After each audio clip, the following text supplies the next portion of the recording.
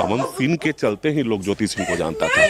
और तो मैं ज्योति जी को कहता हूँ कि ये मीडिया में आकर हाथ जोड़ते हैं हम लोग कि आप ये सब अपने पति के बारे में और अपने परिवार के बारे में ये सब ना लिखे और ना बोले। अगर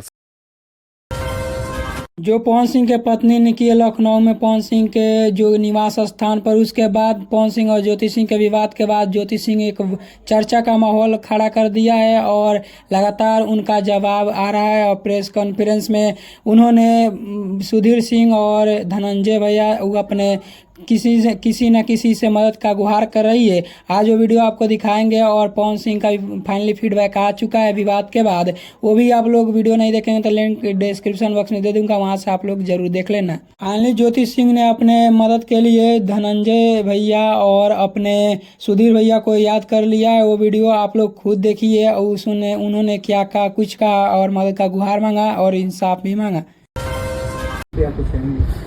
जी देखिए, वो कोर्ट का एक प्रोसेस होता है। अगर आप छोड़ते हैं तो आपको भरण पोषण के लिए कुछ दिया जाता है जो पति द्वारा दिया जाता है। अगर आप पता नहीं कैसे लोग हैं, समझते नहीं है कि अगर मैं ना भी मांगू तो मुझे मेरे पति में जो है वो मेरा अधिकार बनता है, तो मेरा अधिकार है वो, और मैंने मांगा नहीं है। अगर ऐसा कुछ होता तो वो एक प्रोसेस होता है जो पत्नी के भरण पोषण के लिए दिया जाता है। आप बताइए, आज समाज से मैं पूछती हूँ कि अगर मुझे पवन जी छोड़ देते हैं तो मेरे पास कुछ है जीने के लिए? मैं BA फर्स्ट ईयर में थी जब मेरी शादी हुई थी, तो मुझे तो अपनी पढ़ाई भी पूरी करने का टाइम नहीं दिया गया।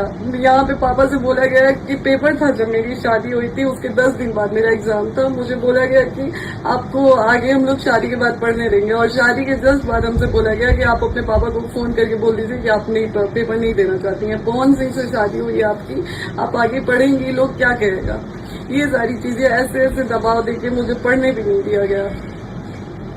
अगर जिस तरीके से देखा जाए कि आपके हिसाब से चीजें नहीं होती हैं, जो आप चाहती हैं वो चीजें नहीं हो पा रही हैं, अगला मूव मैम आपको क्या है? अगला, अब मैं जनता के बीच में आ गई हूँ और जनता से ही हाथ जोड़ के मैं इंसाफ मांगती हूँ कि आप लोग ही अब मुझे इंसाफ दिलाए, क्योंकि कुछ दिन पहले तक ये चार दीवारी के अंदर की बात थी, लेकिन अब ये चीजें समाज में आ गई हैं और अब समाज ही समझेगा कि मुझे कैसे इंसाफ दिलाना है। फिर भी मैं समाज के आगे हाथ जोड़ती हूँ, अपने समाज के, खास करके सुधीर भैया का भी मैंने एक स्टेटमेंट देखा जब था, जिसमें उन्होंने कहा था कि जाओ, उसके पति का घर है, वहाँ पे कोई नहीं तुम्हें रोक सकता है। तो आज मैं गई थी सुधीर भैया, और आज आपका फर्ज बनता है कि आप आए और हमारे लिए हमें इंसाफ दिलाएं।